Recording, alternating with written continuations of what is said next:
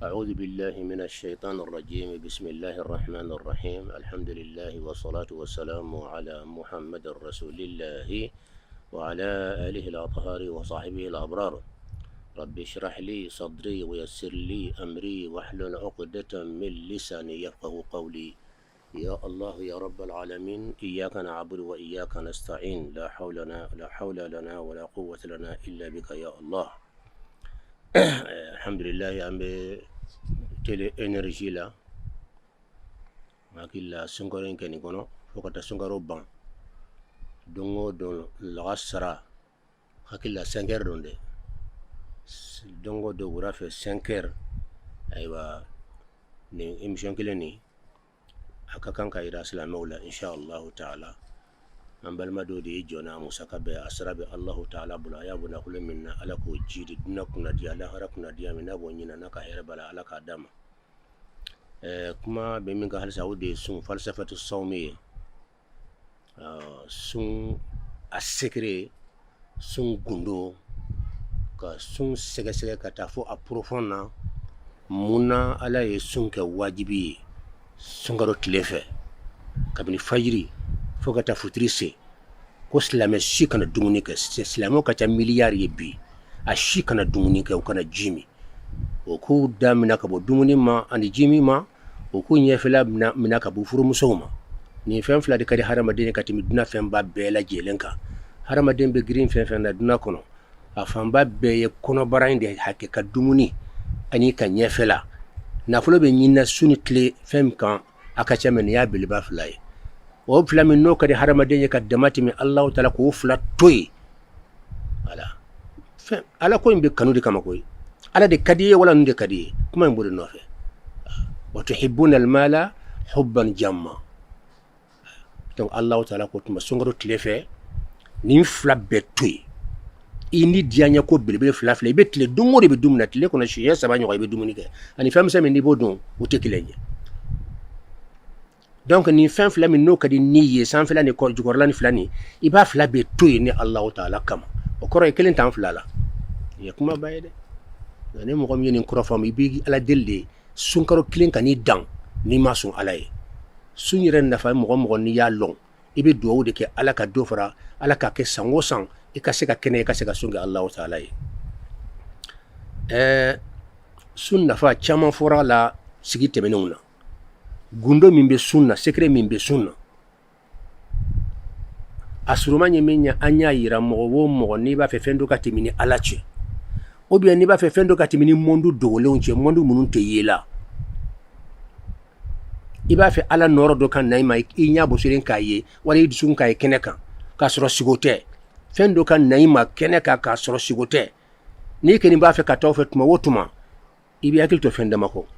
a fɔlɔ-fɔlɔ ye o ye ka dumuni dɔgɔya wala ka dumuni dabila waati dɔ la ka dumuni dɔgɔya o ye ala lɔnnaw ka sira belebeleba dɔ de ye nkeni n b'a fɛ ka kɛ waliyu ye n b'a fɛ ka kɛ nɔrɔtigi ye n b'a fɛ ka kɛ ala jɔn ye n b'a fɛ ni mɔgɔ min y'a laran ka dɔrɔn u hakili ka taa ala kɔ n b'a fɛ n ye cogo ni kuma cogo gansan ka mɔgɔ hakili jigin ala kɔ ni kɔni b'a fɛ ala ko nɔrɔ ka don i la k'i kɛ abdurrabbani ye k'i kɛ ala jɔn ye dɔrɔn i b'i hakili to tuma ni tuma ka dumuni dɔgɔya dumuni kɛ o kɛ i bɛ girinya de dumuni kɛ o kɛ i bɛ girinya de n'i girinya de i bɛ jigin de n'i ye dumuni dɔgɔya i bɛ fɛgɛya n'i fɛgɛyara i bɛ yɛlɛ ni kuma kɔrɔma de an y'a fɔ ka tɛmɛ ji filɛ nin ye tan n'i y'a bila dɔrɔn a bɛ jigin de mais n'i y'a bila tasuma la a bɛ fɛgɛya a bɛ kɛ sisi ye a bɛ yɛlɛ n'i y'a kalaya dɔrɔn a bɛ yɛlɛ donc hadamaden ka sun a kɔrɔ de i b'a fɛ ka ni yɛrɛ k'a kalaya hadamadenya ni bɛganya yɔrɔ minnu b'a la k'olu fanga dɔgɔya ka malikiya yɔrɔ min b'a la kɔrɔta ni lumière min b'a la ka fanga d'o ma o tuma i bɛ t'i yɛrɛ sɔrɔ ala fɛ yen ala k'an fara o mɔgɔw kan docteur caman bɛnna ka kuma tɛ arabu jamana kan k'a fɔ jaga sun ye bana caman de fira ye ala mana bila fɛn fɛn na i b'a sɔrɔ nafa de b'a la ala tɛ maa bila fɛn na abada k'i ka tɔɔrɔ b'a la abada a bɛ se ka kɛ e k'a lɔnni cini na ko i ye tɔɔrɔ y'a la parce que kɔngɔ bɛ e bolo tɔɔrɔ de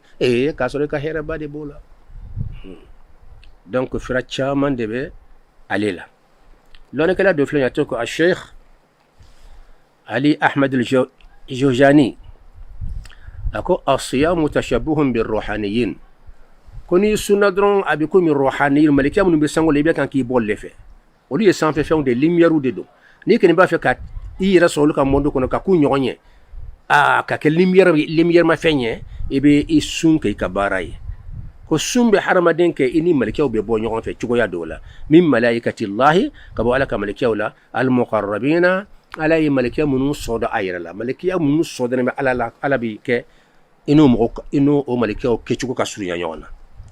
فلا تكون مشغولا بنفسك طول يومك اذا كنت صائما ني بسونغرو كون سانسا كفي بجرو يراد لا دونغو دي يركا كودرو وتسونغرو دي او واتي ورودي نيركا كو غادي ما ياكا كو نو سونغرو فنا بل بالله سونغرو سو فلا في نافلا سلوبي على كو دي بي لفي فنا يكا كي جانتو ديكوركو قران كارو نانيو ناو كاچايا aywa sora munu baraji ka bon fo ka demati be ko to ko répéter ni seka qur'an be karan ila fayatul kursi nunu qul huwallahu nunu fatiha nunu law anzalna nunu na nyogona nunu yasin nunu na nyogona sora grima munu puissance ka bon fo ka demati mi bi janto na nyogona ko kulu karanga chaya wa musabbihan subhanallahi fo ka chaya ما بي سبحان الله وبحمده عدد خلقه ورضا نفسه وزنة عرشه ومداد كلماته نيدي سبحان الله على كرام محمد صلى الله عليه وآله وسلم أي من دي أفرمسو ما أمبي بامسو جويرية مسو انتو كو جويرية على كرام مسو دي دو كو جويرية أبورا في سوما جونا في فجري في أبورا كام بامسو ننتو أبي بطولة abe zikurula abe batula ama dabla foka duguseje ala kiramana ama batu dabla tle bora ama batu dabla tle kortara ama batu dabla tle tara yele foka tase wadu hatmala ala kira signa kana kasura muso abe kanka ala batu ala kira ko juwairi ande sana brama anyaba la muso sigana aye batu ke kamnale boli foka saga be batu ala kira bina musurman duri dama sano ko fo ko sabadrombe beye wati jamba mike batla san afoko sabadron bebe on odi ato anyo zikuri nke anka hizbu daimu surusui we zikuri manya ala kira ko monani iba fo shiye sabadron 600 abebe ka ta fajiri somada ibe batu mina foka tle korta foka tle yele foka wada hase iye batu fen ka kona abe baraji fara nyonka ale foko sabadron 600 dron abebe o be barajima nimbeta ka jonda o yjuma ala kira ko afo subhanallahi وبحمده عدد خلقه ورضا نفسه وزنة عرشه ومداد كلماته أو يبنى سلمان بيكان كان يندوسي أفوكو سبادرون بواتي جامبا دي باتوما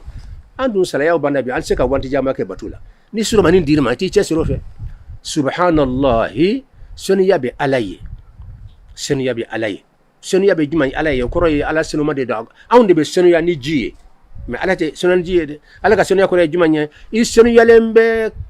ka bo lebu bema lebu tila nagasitila ite tonyolike haramadon kam mankutu o shitila haramadon kungulo bauna tlo bana nung bana ay ba ambe kuma ni daude ambe kuma ni claudia ala be kuma ka sura clotala ala be kuma ka sura datala ani an chogote kelenye lesa kamithli shay'un wa huwa as-sami'ul basir.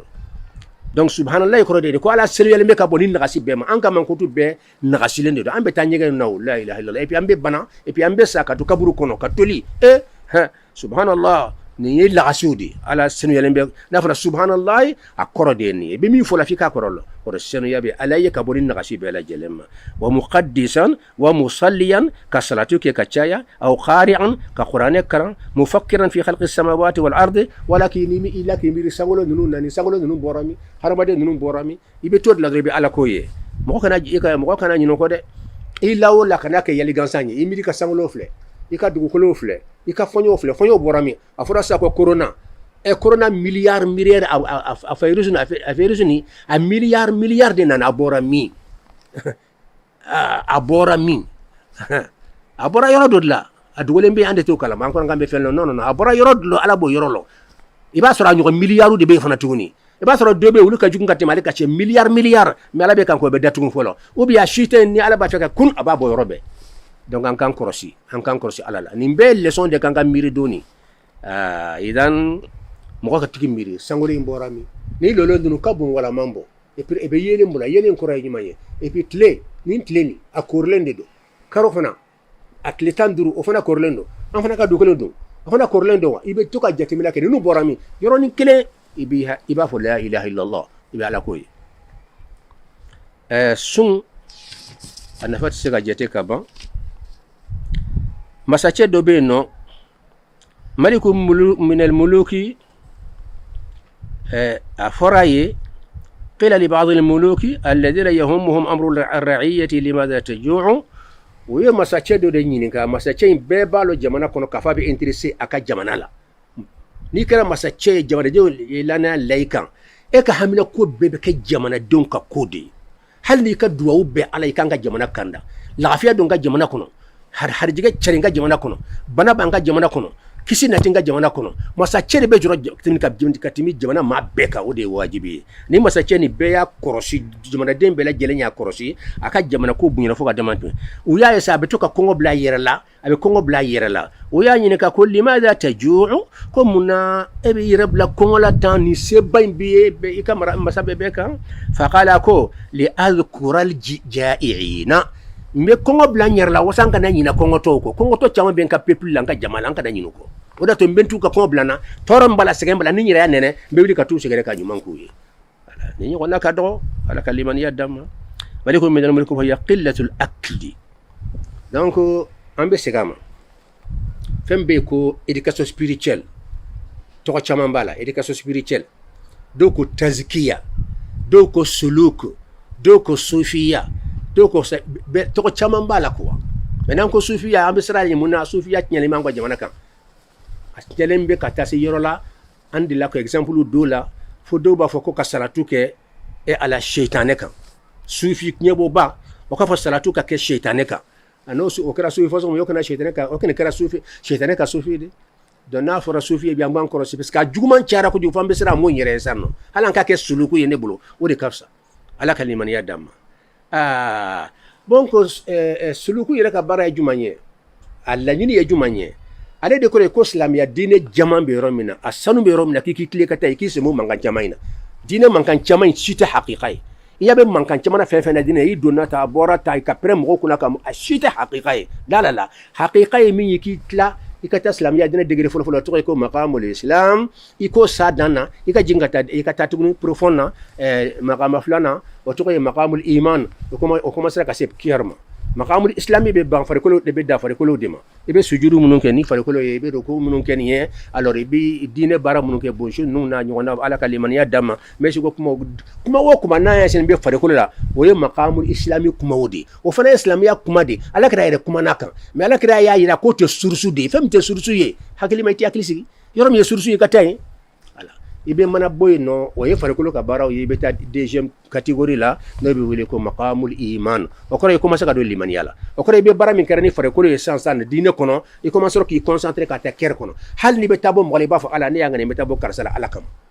ni bina sali ala ne yangane se fana joko nani ba sali ibe fembe keninga e manga sunyere niya sunte min abada fikatana e ker san sungoro don folon hikangane ala ne yangani ya kasunkaro bela jilenso e Allah taala ni dusukunye nyongani ya wodi ikasumbe be mina ni matani dusukunye do be bara fen vegani ke yire bla ko wala ala ta shimina ni ka bako bayde kasoro mo chambe obe gidinga sutangani ya adon folo ibangani ya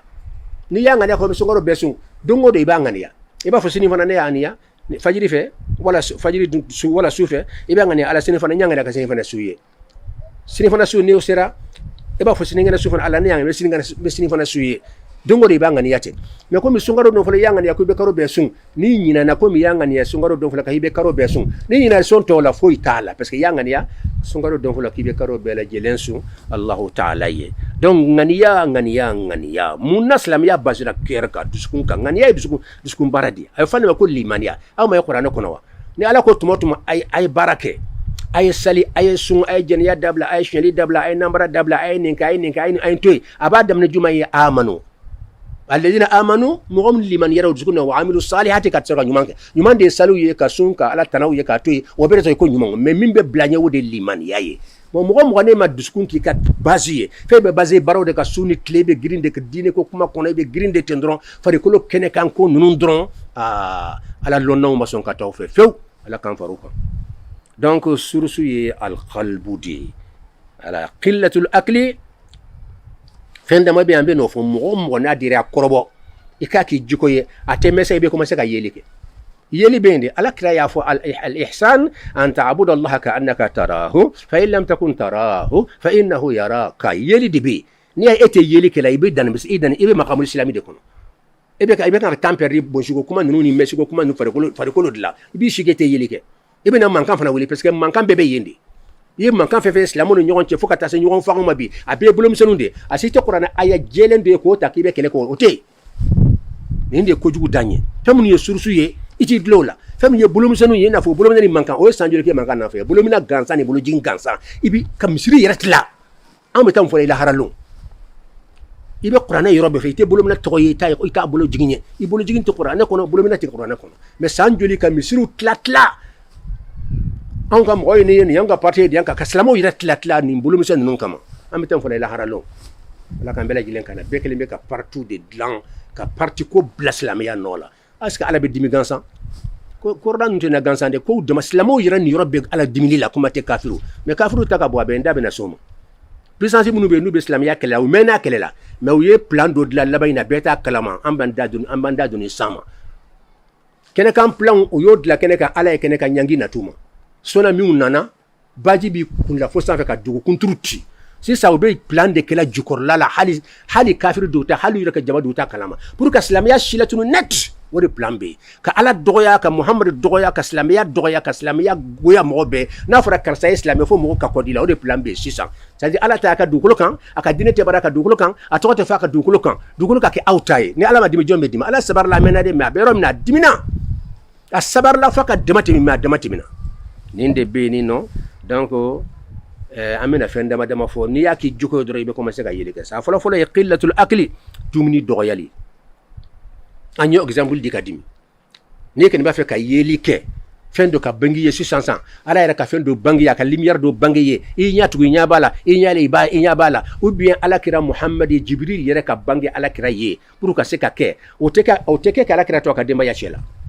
kito mo chela o teke ala kira tumbe lebande mami jibril jigutma suner don atumba ka dugu blaka muso blaka demba ya blaka dugu blaka ta fo metre dama ka ta do kurba do sanfa kurwo do be ka ti sigo de kona kelen petle dama ya odi khalway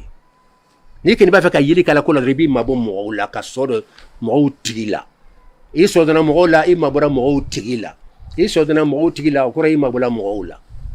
ala hakila ni sekira nyo wala an ka emission tibinuna parce que ni be khalwa kono i ka sansu te barake ala kada tumbe kuruwo de kono a kelen pe kuruwo nye kaba ko kuruwo ne taransi ka kono abe ko mi kulumbe chugo abetende yaay yan fayna kuru belebele do wo do be no ko nyasa al kaaba sola ala kara be to ko no ka nyasa al kaaba sola fo metri dama anya bala jonyo wimbo ala kray ala ne fata transigi fo ala kara be sigirom den transigi yere de kanga do wuke alhamdulillah ambe sante no donc ne ko ala kara muhammad sallallahu alaihi wasallam tuma minna ala be na ke chide nye ka jibril blakanama ala yara ya blakuna ki mabo mogola jonyo faya kaba ko dedo munna awati la tun tesigi jugono ay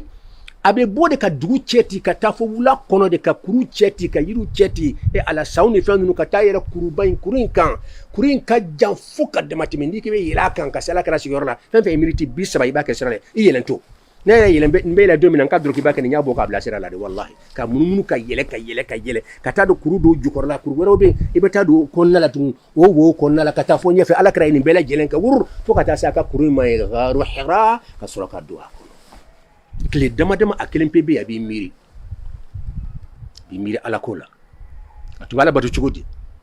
doko ka tumba bara ala batuni nabila ibrahim ka batu chugudi doko nabi ayiko nabila isa ka batu chugu parce que ale ka wati tugra isa de la donc isa tume batu ke chugu mina afana tume batu ke tende lone kele wala ko no ko nabila ibrahim tumbala batu ke chugu mina ka tuba ke tende parce que millata ibrahima huwa samakum muslimina ko ka chugudi ka sirako donc o de fanga sura akatu ibrahim ka batu ko nere fanga do de ma atumbo de kena kelempe pourquoi kelempe e ala wul ni yoroban saw be fon be ator la don dron yae ate foye nyak sete flelike ate mogoye tlote moko ka kuma kamme bolote maka fenna sente tama ni yolu damna dron ibe yelike ni exemple di en ka émission timena ni sinoran be ka sansi be jode ni sinoran be mana jodro ibe commencer ka yelike sigo bena so yeli de donc jaga jaga filali yorobe ba harama de na mite nyak se filanye duguma na jedro ba fo mo nyen yesuro iya de fana iya de mais ma yen nyen kene donc yeli wera dugu yeli yoro wera dugu lembe harama de kono minta nyak se filaye donc ala kala tuma yoro minna sansi nani cité barakatu ni wodi a secret isani me ni ibe me tani me ni ala yara ka secret de ni ya nyanyini ibe do famala parce que do ka miri la ko dina ko be kada san fela non non non profond لا بد من التدقق الدخول في الدقائق والتعرض للدقائق على كلمة يا داما على كلمة بلا جلين كان على كلا تنبي كرو بين كنا أتي أكسان سيدور بجولن سكون أبوري يسي على لا direct درون يلي بادو بورا وي جبريل دي وي على كلا تاي نبي الله موسى تا Musa ya ira Allah ta'ala fe kon ba fe kiye amma fon ba fe kiye ira de atawa amma fote ira aya fote rabbi entigi ala arini ayirana anzur ilayka mbese kiye chuko mina o yirana aya fote ndi andu ko niki ba fe ka alaye wala mondu munun dogole me ni ba fe fenga timinuche sira min bala nyafo ni mata fe bi shike te yelike ibini shike mangan chama ina ka so te yelike e to foyila ala kola hali mana duoka te jabila ite korosilike no ala jomana duoka be jabi ala ala ko tuma jibi aya ko Musa may beta kile bis sabasu pour que fengati min neche dron e kanna e va fe neka nyira yirila ma fo be nyira yirila de e mi nyira ni folo de ta kile bis sabasu ay bis sabasu tlemna ala ko tuma ko temps fraka kile binani donc pourquoi 30 bis saba muna binani secret bade binani m secret de bo bis saba we l secret de nous y a ni munu ni matafi ba ko matafi mais kana faki bala gosi no tene yala gosi yala so ala ko wala taqfu ma laysa laka bihi ilm fen fel loniti lakana tukako etalo e ko amani wala kan yekalon hanni ko kan yekalon tige parce que etalo ba fodoro talonde mani ko ni fen amani yekalon tige parce que etalo iba londe folo ka sura ka zize mo be girin kan façon na gosi ni kuma bo mo na fota halam balma ce alhamdulillah am ta ko nda dola am balma duba be recherche ko so be nyame ko duba la gosi la abe ta science kuma bo fo mi ka bo ngwa kelima do bolo nu te fem le bat la gosi te ateke tende non ni ba fonteni long be mi fo lantalo be dawma ni ko ay nya fo ye junu bo soro ni ko ay kalonte ko fo ne pour ko ye ko kay nya fo ye junu bo soro parce que ala ko ni ta londe kana jide parce que ko ay nya fo ka so italo fi ka londe folo ka soro ka azize ala kalimani ya damma bon ninde fenye anye folo fo sansa sumba la aflana nye kayima bo moula khalwa hal ni duni ka ibsiki ka datu mais demso mankam bende khalwa ni te mankam me romina parce que tout de kana ba kuma na fe secret fo mo ko ce ko de be fa ka fo mo yede amenu nu fanga karande onde so kono mais ni kuma labayna vraiment uyem la kuma la voilà abe dia do yati dia uya katro jamande be dila mo membe do talo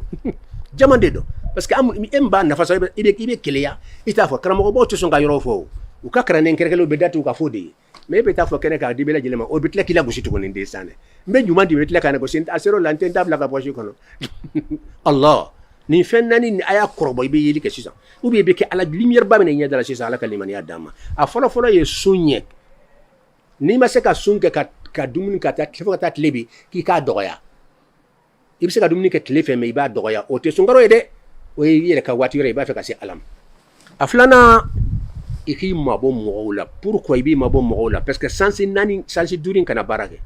no ten demso man ni mo manka be mela mo bulu manka be mela non o kore halsa klobe kanga barake il faut que tloka baradabla daka baradabla nya kana foide tuni bolo kana maka foile sen kana maka foila we secret bele de anya korbo ka yeli ka kono ala ya sire allah shahid ka yeli ke sinote haqqan allah ninde dum bon mais plan do bambulu amba ke sokono ante fouille mais plan il fana ka timidi bi ta ke chogomina ite tawla kono ita fouille ibi ka sokono ite mo shi mankame ala ite mo manga idombe kuleta me radio be kuma ita me mo ulu be temita me idumbi ka sokono o ifana ka to nyanyini abese ka fo wala kambela jelen kanda aha asabana nye qillatin sabana nye ibe sunogo doya o kora jumanye dugu clafe vers 2h 3h 4h ibe kan kala wuli la ilaha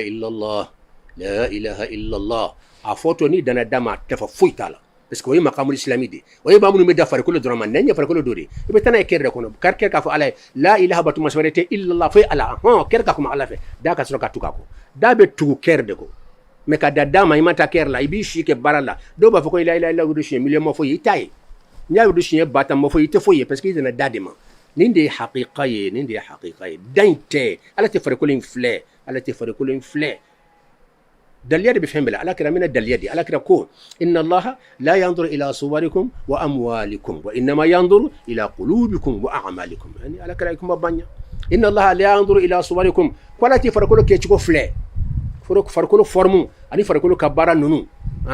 kunkolo bɛ tan mais siko kuma farikolo kuma ninnu diinɛ ka diinɛ bɛ kɛ farikolo ko kuma ye o tɛ surusu ye dɛ o tɛ surusu ye tiɲɛ de don a fɔ ka gɛlɛn o tɛ surusu ye dɛ waliyu ma taa waliyu ye nɔrɔ fɛn fɛn sɔrɔ u ma sɔrɔ n'o ye wa hali ala kira muhamadu sallallahu ala ye darajaba min d'a ma a ma sɔn k'a d'a ma sanfɛ farikolo baara la non ala kira tun b'a yɛrɛ farikolo dilan a b'a bonsi bɔ ka ɲa et puis a b'a janto farikolo la o don a ye maqama in ma dan o kama ala kira ala ko a ma de i bɛ wuli sufɛ de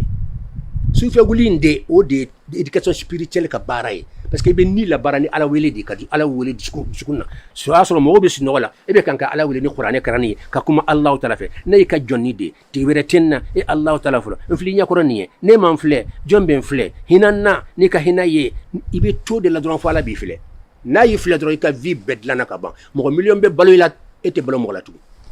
n'a y'i filɛ siɲɛ kelen n'a dɔrɔn to min alahi takfi o de y'a to ko cɛ kelen min bɛ yen ni ala y'a filɛ dɔrɔn a ka denw bɛ jigin o ye muhamadu kelen pe de parce que ala ye danfɛnw da a k'a bɛ hinɛ kojugu bon e danfɛnw da o bɛ n'i tana kɛ bon n'i y'i tana kɛ e dun ka pisɛn tɛ k'u la korona gansan filɛ ka fa dɔn mɔgɔw la belebeleba bɛ yen n'a y'o bila don o don monde bɛɛ de bɛ halaki ala ko in yasha yudhibkum wa ya'ti bi khalqin jadid wa ma dhalika ala allah bi aziz in yasha n'a dira allahu ye yudhibkum b'aw bɛɛ ta ka bɔ yen aw ka sankolon dokolo n'aw ka fɛn bɛɛ bɛ tunun pewu sisan aw de fɔ kuranɛ kɔnɔ dɛ kun dɔrɔn a ye bɔ yen aw ka tɔɔrɔ bonyana aw ye tana dama de kɛ a ye bɔ yen b'aw bɛ halaki aw b'a ye san pɛrɛ aw bɛ sankolo bɛɛ tili pop fɛn bɛɛ bɛ halaki sisan nɔ ta ka bɔ wa ya'ti bi khalqin jadid ka sɔrɔ ka na ni danfɛn kura wɛrɛw ye sankolo wɛrɛw ani dugukolo wɛrɛw ani monde kura wɛrɛw minnu b'a to a t'a la ko n'o ka di n ye n b'o kɛ mais mun na a t'a kɛ ne y'a kun ɲinɛ k'a kun ɲinɛ parce que mɔgɔw ye ala jafe ka se degré min na a ma ɲi dɛ ala diminen ba don a y'a fɔ ka caya a diminen don mais ala mana dimi tuma o tuma n'a ka bɛna halakili k'a bɛ cɛ kelen filɛ a tɔgɔ ko muhamadu a ka funu bɛ jigin nin ye haqiqa ye dɛ ni ala dimina tuma o tuma ni mɔgɔw y'a sago a ka dugukolo jelibo bɛ kan ka kɛ a tana bɛ kan ka kɛ u t'a fɛ a tɔgɔ k'a fɔ a ka diinɛ kɔnɔ n'i k'i bɛ silamɛya kɔfɛ o b'i juguya ala kira sɛgɛnna k'a gɛn ka taa taif ka laban ka bɔ yen ka taa fo madina ka sɛgɛn bɛɛ la isa ka sɛgɛn bɛɛ la ibrahima ninnu kan donc u t'a fɛ ala tɔgɔ ka fɔ a ka dugukolo kɔ kan ala bɛ dimi fo ka s'a dan na mais cɛ kelen n'a y'a filɛ dɔrɔn dimi bɛ jɔ nin de ye muhamadu ko ye dɛ voilà o de y'a to ala kira tɔgɔ dara ko ashafi'u ko surnel donbaga dɔ ye ɲininkali kɛ ko tuma ala kira dali ye wajibi de wala dali tɛ wajibi ye a y'i yɛrɛ k'a filɛ n'a y'a sɔrɔ ale dali bɛ kɛ sababuya ye ala ka funu bɛ jigin a dali ye wajibi de wala dali tɛ n'a ma da danfɛnw bɛ halaki o ala dun ka hinɛ masa fana tuguni de n'a ye danfɛnw bɛ halaki k'a bɛ halaki ka tila ka yɛrɛ tɔgɔ da ko hinɛ masa min bɛ hinɛ ka tɛmɛ fɛn bɛɛ kan o fila bɛ ɲɔgɔn ta cogo di muhamadu ka kɛ yen nɔ kunba b'a la dɛ n b'a fɔ wajibi don de ma a bɛ se ka kɛ wajibi ye fana ala k'an bɛɛ lajɛlen kan da mais min tɔgɔ ko wajibul wujudu o ye ala kelen pe de min ka kɛ wajibi don o ye ala kelen pe de mais muhamadu ta o ye ala ka o ta ye ala ka hinɛ de ale ka kɛ o ye ala ka hinɛ in de ye ne de ye hinɛ masa ye n b'a fɛ n ka hinɛ ka se danfɛn bɛɛ ma mais fɛn b'a to n b'u bɛɛ halaki u b'o de kɛ don o don donc fo dɔ ka kɛ yen nɔ ni dusu bɔra dɔrɔn ni ɲɔ filɛ n dusu bɛ jigin o de ye muhamadu ye donc fo muhamadu ka kɛ yen de nin ye kumaba de muhamadu ko la ala k'an bɛɛ lajɛlen kan da bon nin de ye fɛn dama damaw ye an ye fɛn damaw fɔ a la qillatul akli qillatul nawmi li qiyami lleyli qillatul kalami a naaninan o de ye ka kuma dɔgɔya ka kuma dɔgɔya donc sun kumaw ka ca hakili la an bɛ a surunya ten dɔrɔn kuma nafa ma ala k'an bɛɛ lajɛlen kan da naam yajuzu lilmar'i mɔgɔ bɛ se ka daji kunu parce que dɔw b'a fɔ ko daji bɛ daga n kan daji kunu o bɛ daga fara i bɛ daji bɔrɛ kɔnɔbara de kɔnɔ n'i y'o segin a kɔnɔ foyi t'a la voilà mais wali daji k'o kunu o de ta a bɛ ka sun tiɲɛ mais i yɛrɛ daji o tɛ foyi tiɲɛ donc an bɛ tɛmɛ corona kuma fɛ komi directeur ye tɛmɛ kan ka dɔɔni fɔ o la an bɛ min fɔ corona la corona ko yɛrɛ yɛrɛ o b'a fɔ min ma ko aw b'a fɔ min ma ko penseur baw mufakiruna n'u ye miiri dɔɔni n'u ma limaniya ala ko la est-ce que hali fɛn lɔnbaliw ma fisa o ye parce que fɛn dɔ nana n yɛrɛ ɲa ye siɲɛ joli sida nana ka tuna bɛ dabari ban bɛɛ y'a ye question fɔlɔ tun kan ka poser ni hakili bɛ yen o de ye sida bɔra min o jaabi ma d'a ma hali sini a tun tɛ yen a nana ka na dugukolo fa dewu ka mɔgɔw faga fan bɛɛ fɛ sisan question fɔlɔ ye min ye sida yɛrɛ k'a ɲini k'a ye aw y'o kɛnɛ kɛ aw y'a verisiw bɛɛ lajɛlen ye o ye mais nin bɔra yɔrɔ jumɛn sisan o de ye question fɔlɔ ye parce que bɔn o bɔn n'a taara ka bin sisan puissance ba ninnu ka jamana kan n'i ye bɔn belebeleba dɔ bɔra ka taa bin u ka jamana kan a bɔra yɔrɔ dɔ b'a ɲini sika si t'a la bɔn dɔ ka bɔ yɔrɔ dɔ la ka bɔ sango dɔ ka wururu ka taa bin jamanaba in dɔ kan k'o ka étage dɔw bin o bɛ wuli ka bɔn nin ɲini a bɔra yɔrɔ bɛɛ ka se k'a lɔn sisan ala ka bɔnba dɔ nana n'o ye sida virus ye o bɔlen kɔfɛ tuguni a laban ka na ni ebola fana virus ye arabu kama ko virus ninnu kama virus ayiwa sisan an bɛ min na tuguni o de ye ko coronavirus a yera a yera laboratoire la sisan t'an yɛrɛ a korilen don kori kɔrɔ ka tila ka sɔgɔsɔgɔfɛn biɲɛni dɔ kɛlɛ kɛ o bɛ sɔgɔsɔgɔli kɔ o biɲɛni kɔrɔ o bɛɛ kan ka ɲɛɲini de o parce que lɔnnikɛla kɔrɔ ɲɛ fɛn min ye n b'a ɲɛɲini mun de don et puis a bɔra min aw de k'aw ye puissance tigiw ye a ye jaabi d'a ma a bɔra min parce que n'u k'u b'o fɔ u bɛna fɔ ala bon u t'a fɛ ka ala in de tɔgɔ fɔ n'i t'a fɛ ka ala tɔgɔ fɔ alhamdulilahi rabbil alamin ala yɛrɛ y'a yirila k'ale bɛ yen parce que fɛn bɛɛ lɔnna ka puissance de parce que bɛɛ dalen b'a la ko hakili bɛ yen voilà bɛɛ dalen b'a la ko hakili bɛ yen mais a tɛ ye ala exemple de ye nin ye ala tɛ ye mais a b'a nɔ kɛ la hakili filɛ a nɔ kɛ la hakili de bɛ so jɔ la tan hakili de bɛ kan hadamaden bɛ fɛn fɛn kɛ la tan hakili de b'a bɛɛ d'a ma i ye étage jɔ o i ye nɛgɛmafɛn dilan o i ye nɛgɛla kuma o i ye avion dilan o i ye fɛn fɛn dilan dunan kɔnɔ a bɛɛ bɛ bɔ hakili de la donc i da la hakili bɛ yen ɔ ala fana ko k'ale bɛ yen de mais n fana bɛ yen ni nɔ de n filɛ ka sankolo da ka dugukolo da k'e yɛrɛ da i m'a fɔ dɔ se k'i yɛrɛ da o mɔgɔ si ma deli k'a fɔ k'a y'a yɛrɛ da fɔ don la tubabumuso dilan ka fila dilan ka taa n fɛ Sikaso yen nɔ an tora baro caman na ko aw jɔn ye aw da o k'u fanuw ba n k'aw fanaw ba de y'aw da n ko jɔn ye aw fanaw b'aw da k'olu fana o fana fanuw ba de y'u da n k'aw ka lɔnni dan de ye nin ye donc nin ye musiba ye a fɔra ko mun ye jamanabaw ye k'aw karannen bɛ aw de bɛ nin fɔ tan den nana fa kɔnɔ cogo cogo ba fa t'a lɔ a nana ba kɔnɔ cogo cogo ba t'a lɔ i ye fɛn min dilan i b'a sɔrɔ i b'a kalama i y'a dilan mais a bɛ na ba kɔnɔ cogo min ba yɛrɛ t'a lɔn a bɛ kalo kɔnɔntɔn min ko ye a bɛ kɛ poche na ba si k'a ye a t'a lɔn ba tɛ sin d'a ma ka to kɔnɔbara kɔnɔ puissance dɔ de bɛ yen o de bɛ jɔn ka ko bɛɛ ala ka limaniya d'a ma an bɛɛ lajɛlen kan da donc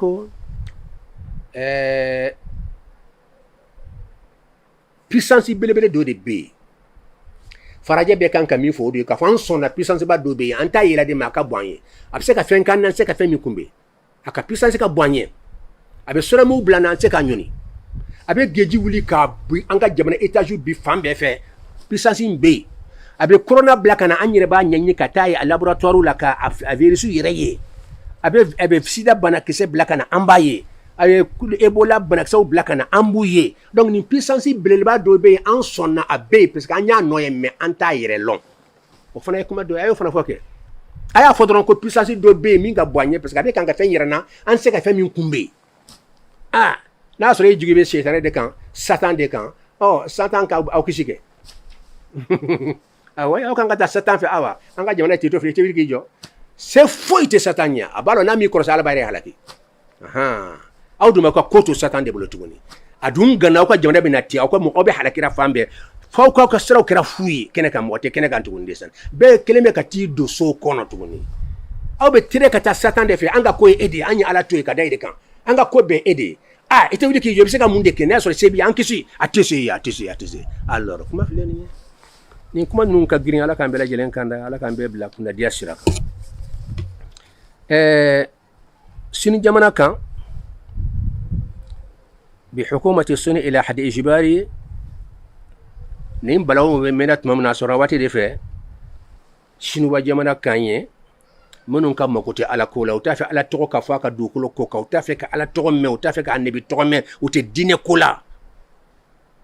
سلامي ومنو مسوما كتا بيوكان كومينا كو كربا بلا دولومينا وبي دولومي دي نين دي فورا فوكا دولومي أو تي على كوكا نا دولومي أمبا فوكا دولومي جوني على إسانو يا على وسجن كل من يرفض ذلك في هكذا 1440 نوي سلامو تاي ايوا فرجاوتا 2020 انفلو كونو 500 nin de kɛra ala ka jɔnw na ala yɛrɛ ɲɛna a sabarilen de don mɔgɔ t'a lɔ mɔgɔ ni ala deli lawantɔlɔ fɛn fɛn de don ala n ko dɔlɔ ka dabila n ka dugukolo ko kan aw k'aw ye pisantigiw ye ka na bi silamɛw ka ko setu ye a ye dɔlɔ min ala ko kana min aw ka k'a min n'aw ma min aw b'a datugu aw tila k'u datugu ka ɲangi fasɔn bɛɛ la aw ka ala dun bɛ yen aw ye ala ladimi jɔn ɲini bana in bɛɛ bila dunan bɛɛ la sisan nɔ aw sen t'a la parce que a kɛra ka bɛn nin waati ma nin kasa b'a nɔfɛ dɛ ala ka limaniya d'an ma tiɲɛ fɔli ka gɛlɛn ghadabul jabbari ala ka funu an ye dɔ fɔ o la an hakili la an bɛ kuma suruma min kan o de ye pour u ye min ye nin fɛn nin kɛ u y'a tɔgɔ da cogo di puissance pas min dogolen bɛ yen a bɛ yen ni ala ye se k'i ye sisan i ka taa monde bɛɛ filɛ i ta ye fana a bɛ yen maa tɛ ye ni ala yɛrɛ y'a se k'i ye i ka pan ka taa monde bɛɛ filɛ yɔrɔ bɛɛ ka tila ka na i b'a fɔ maa ye et pourtant a bɛ yen a bɛ komi ni bɛ farikolo kɔnɔ a bɛ yen ni y'a sera k'i lamaga ta ni de don ni y'a ye ɲɛ bɛ yeli kɛ kuma ni de don ni y'a ye da bɛ kuma a bɛɛ ye ni de bɛ hadamaden bɛ fɛn fɛn kɛ la ni de b'a kɛ la mais a yɛrɛ tɛ ye ɲakisɛ filɛli min kɛla tan an b'a kɛnɛ la minnu bɛ san minnu o de y'a to n b'a fɔ ko diinɛ kɔnɔ ko minnu bɛ dan sanfɛla ma o bɛ dan su la parce que n'i danna se i b'a fɔ ko ɲakisɛ fila de bɛ yeli kɛ la o bon n'i ye bigi belebeleba dɔ bɔra sagolo kɔnɔ sa belebeleba ka papier ba dɔ a bɛ ka sɛbɛnni kɛ an ɲɛ tɛ foyi la fo bigi dɔrɔn mɔgɔ bɛ mun fɔ ko bigi bɛ sɛbɛnni na o tɛ wa ko bigi bɛ sɛbɛnni kɛ la ayi ala lɔndaw fɛ non ɲakisɛ filɛli kɛ la min bɛ filɛ kɛ la tɔgɔ ye ko ni a bɛ yen sɛbɛnni filɛ kɛla nin ye bigi de b'a kɛ la kɛnɛ kan de ye kɛnɛkɛla de b'an janfa la min bɛ sɛbɛnni kɛ la o ye nimafɛn dɔ de a bɛ yen an y'a ye an ma ye n'i ye bigi ye dɔrɔn a bɛ sɛbɛnni na i b'a sɔrɔ a bɛ hadamaden dɔ bolo ou bien nimafɛn dɔ bolo ni avion ye borila dɔrɔn avion dɔrɔn ale bɛ bori ale tɛ dɛ hakilima dɔ de bɛ kan k'a bori n'i ye mouvement fɛn fɛn ɲɛ k'a bɛ ordre la a tɛ k'a yɛrɛ ma abada f'a ka sɔrɔ hakilima dɔ bɛ kan k'a diriger n ko nin de y'a to Aristo ale ye philosophe ba ye philosophe kɔrɔkɔrɔbaw de don a ye nin fɔ mais o bɛɛ la kafuru caman ma sɔn a ma caman sɔnna a ka kuma ma a ko ale ye ka recherche kɔnɔ ko première moteur bɛ yen Aristo de nin fɔ a ma se ka ala tɔgɔ lɔ parce que ala tɔgɔ ka ca dɔw bɛ u tɛ ala lɔ fɔ u tɛ ala ye fo n'u hakili ye olu b'a fɔ ko o bɛ ala tɔgɔ fɔ n'a ka baara de première moteur de bɛ yen monde bɛɛ bila mouvement na just fɛnkɛ tɛ nin ye wa ventilateur tɛ nin ye wa a tɛ munumunu na wa a bɛ se k'a k'a yɛrɛ ma dɔ de taara bouton dɔ digi e min fana ye bouton digi e fana nɔ tɛ dɛ min ye bouton min bɛ courant fana dilan o lɔnnikɛlaw bɛ yen olu fana tɛ dɛ min ye o lɔnni di olu fana ma o de bɛ yen i bɛ taa tan de wuru a bɛ fɔ ala ma ko anna ila rabbikal muntaha i bɛ tɛmɛ wuru fo ka taa se ala ma farajɛw bɛ siran nin de ye n'u ko bɛ fɛnw sɔgɔ bɛ ka taa ɲɛfɛ u bɛ taa ala bon ala ko dun mana ye u b'a lɔn ala bɛ koyi mais olu ka t'i yɛrɛ dɔgɔya ka kɛ jɔn ye fɛn wɛrɛ ye de o de ka gɛlɛn u ma ka t'i kɛ don o don sali ye k'i yɛrɛ dɔgɔya ka kuli ala la de o dɔrɔn de ka gɛlɛn u ma n'o tɛ u dalen b'a la ala bɛ yen n ka cɛ Allahu akbar ala ka limaniya d'an ma bon donc Aristo y'a tɔgɔ da ko premier moteur parce que ale taara sɔrɔ galaxie a ye ka e karanba de kɛ k'a sɔrɔ tile filɛ nin ye tile bɛɛ tasuma a cɛmancɛla tasuma o ka jugu a bɛɛ ye bon fɛn dɔ filɛ tasuma dɔ o bɛ se ka k'a yɛrɛ cogo di dɔ b'a tasuma minɛ o tɛ se ka kɛ a korilen don i n'a fɔ an ka coronavirus korilen bɛ cogo min na donc kori ye secret de fɛn ka kɛ cercle ye o ye secret de hadamaden kunkolo o ye secret de ɲakisɛ kɔnɔna nin secret de don kɛri yɛrɛ min ye hadamaden ka ko bɛɛ ye kɛri de ye hadamaden ka ko bɛɛ n'a tɛ yen dɔrɔn c'est fini a bɛ tic min n'o jɔra dɔrɔn i ka fɛn bɛɛ bɛ jɔ o fana ye kori de donc a ye tile ka taa sɔrɔ lolo dɔ bɛ kan ka mun la a bɛ taa tuma dɔ la o y'a ye a bɛ taa 9 la laban in na o y'a ye 19 don laban in na o y'a ye a ka ca o yɛrɛ lolo dɔ bɛ kan ka munumunu tile la dɔw bɛ munumunu a da fɛ dɔw bɛ munumunu o kɔfɛ dɔw bɛ munumunu tan ka sɔrɔ ka na ka taa fɔ yɔrɔ jan dɔw bɛ taa ta hali a si ka sira tɛ kelen ye u tɛ gosi ɲɔgɔn na ale dabali banna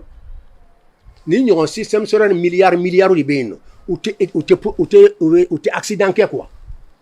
ale dun ɲɛ b'a la dugukolo ka hadamaden minnu ɲɛkisɛ fila b'an na an bɛ accident na don o don accident bɛ yen mais nous filɛ nous ka bon an ka dugukolo siɲɛ miliyɔn ye u bɛ yen a dɔw ka bɔ a ye u tɛ gosi ɲɔgɔn na ale ko y a pas de problème ale ko sika si t'a la puissance ba dɔ bɛ yen a tɔgɔ ye ko premier moteur a ye fɛn bɛɛ bila mouvement na mais a yɛrɛ tɛ mouvement kɛ a ma ala tɔgɔ la mais a y'o tɔgɔ da ala la ala tɔgɔ ka ca koyi nin fana ɲana aw fana ko ɲɔgɔnna dɔ fɔ farajaw aw fana ko ɲɔgɔnna dɔ fɔ an ye puissance dɔ ye a ta ka bɔ an ye a sera k'an kɔnɔna fili puissance dɔ dogolen bɛ yen a ka bɔ an ta ye an sɔnna ka fɔ bi a y'o dɔrɔn fɔ mais kɛnɛkan ko dɔ Aristote de fɔ a ko premier moteur bɛ yen a ye philosophe bɛ nin kan u b'a fɔ ma ko premier moteur premier moteur fɔlɔ hali yɛrɛ kuma tiɲɛna bolo voilà mais an tɛ jigin a la parce que a y'a ɲini hakili de hakili nagasilen de don a ko premier o kɔrɔ ye moteur fɔlɔ min ye fɛn fɛn bɛ mouvement na ale de y'a bɛɛ bila mouvement na a y'o lɔn cogo di parce que a taara sɔrɔ mouvement de bɛ ordonné len de don mouvement ordonné len parce que mouvement gansan bɛ yen non mouvement bɛ ordre la a b'a taa yɔrɔ lɔn a tɛ bɔ sira dɔ de bɛ yen lolo si tɛ bɔ a ka sira kɔnɔ sira dɔ de bɛ yen lolo bɛ bɔ dɔ de kɔnɔ woro i tɛ bɔ kɔnɔ n'i taara ta dɔrɔn i bɛ taa gosi dɔ wɛrɛ la donc o ye hakilima dɔ ka baara de ye sika si t'a la ale ko donc ko premier moteur bɛ yen farajaw aw ko cogo di aw fana ye puissance ye a ye corona bɔra min a puissance ni aw puissance jumɛn ka bon a y'a fɔ puissance wɛrɛ dogolen bɛ an ɲɛ t'a la a ka bɔ an ta a y'o dɔrɔn fɔ komi Aristote y'a fɔ cogo min na o puissance bɛɛ y'i tɔgɔ da la philosophe minnu ma sɔn ala ko ma olu ko ayiwa matière o y'a tɔgɔ da ko matière sɛbɛn matière ye hakili tɛ matière fɛ matière t'a yɛrɛ kalama kuma tɛ ka fɛn dilan o ye ala tɔgɔ da o ye ko min ye monde da u y'a kɛ matière ye chrétien olu y'a tɔgɔ da ko Yahweh o de bɛ bible kɔnɔ chrétien ye ala tɔgɔ da ko Yahweh Dieu tɛ dɛ Yahweh français mɔgɔw olu y'a tɔgɔ da ko Dieu nin bɛɛ hadamadenw ye tɔgɔ min da ala la nin bɛɛ kɔrɔ ko puissance dɔ bɛ an ɲɛta la mais an b'a ɲɛ b'a nɔ la an bɛ tɔgɔ dɔ da la ala américains yɛrɛ olu ko malo ko God fɛn bɛ yen n'a tun tɛ tɔgɔ bɛ da la wa aw dalen ba la a bɛ yen o de y'a to a ye tɔgɔ dɔ da la mais a tɛ ye de a ka bon yeli ma Allahu akbar kɔrɔ de ko n ka bon nin ma aw ka yeli ma n ka bon aw ka manamana ko ninnu ma non Allahu akbar tɛ batara ko Allahu akbar kɔrɔ de aw bɛ mankan bɔ funu na ne ka bon nin bɛɛ ma hadamaden bɛ komi denyɛrɛnin de ala ɲɛkɔrɔ an baw n'an faw an tɛ denyɛrɛnin ɲɛkɔrɔ wa an tan ni fila tɛ an baw ɲɛkɔrɔ an dɔgɔmanin ma wa hali a bɛ filɛ yɛrɛ wa hadamadenw bɛ ten de ala ɲɛkɔrɔ ala k'a fɔ a b'i k'i lebu filɛ tant o ala ka bon ma o an bɛ komi ala ka denyɛrɛnin cinu de bɛɛ lagalagatɔ ma da ɲɛkɔrɔ yen dɔn lagalagatɔ daji bɔgɔ sugunɛ bɛ k'an yɛrɛ kan bɛɛ bɔnɔ bɛ taa k'an yɛrɛ kan an bɛ ten de ala ɲɛkɔrɔ n de ye san dɛ ala ka hinɛ a ka puissance ka bon anw ma ni ala yɛrɛ ka hinɛ tɛ a t'anw filɛ a tɛ dugukolo filɛ wallahi a ka hinɛ di a to a bɛ dugukolo filɛ n'o tɛ a tɛ dugukolo filɛ parce que ka bɔ lolo dɔ la ka na dugukolo i tɛ dugukolo yɛrɛ a ka dɔgɔ galaxy dɔ bɛ yen nɔ dugukolo tɛ y'a kɔnɔ a ka dɔgɔ galaxy in bɛɛ ye fɛn cin de ala bolo ala ka puissance bɛ nin bɛɛ kɔfɛ de mɔgɔ de bɛ yɛrɛ k'i yɛrɛ ka hinɛ bonya ka bonya k'i jigin fo ni bi a ka danfɛnw ma f'u ɲɛ dɔn i la i ka hinɛ kojugu bolo f'a yɛrɛ ko rabbana wasita kulla shay'in rahmatan wa ilma la ilaha illallah hada huwa allah donc bɛɛ tɔgɔ dɔ da la an b'a ɲini Allahu taala fɛ kuma min bɛ fɔ la a ka kɛ kuma nafama ye dɔw b'a fɔ k'a kuma ka girin tuma dɔ la ko bɛɛ t'a faamu intellectuel fana k'u ni yɔrɔ sɔrɔ wajibi bɛ kɛla su ni tile kunfin min ni yɔrɔ sɔrɔ kelen ka kala min ye intellectuel ta ye o fana k'u ni yɔrɔ sɔrɔ a la o tɛ baasi ye kunfin fana ka yafa ma o yɔrɔ la mais kunfin kelen bɛ o kunfin ya taara don hakili ka bon u b'a faamuya sɔrɔ a la dɛ ala ka limaniya d'an ma ka kuma profond kan o ye wajibi ye dɛ an bɛna tila kuma la sisan n'an bɛna filanan kɛ an bɛna kuma recherche yɛrɛ silamɛya diinɛ kɔnɔ recherche jɔyɔrɔ ye jumɛn ye est ce que o ye bid'a de wala bid'a tɛ mɔgɔ ka taa recherche dɔ kɛ i yɛrɛ ye ka recherche bɔ ka na di mɔgɔw ma silamɛya sɔnna wala ma sɔn ma an bɛna o jaabi de sisan an bɛ kuma surunya ta Allahumma salli ala Muhammadin wa sallim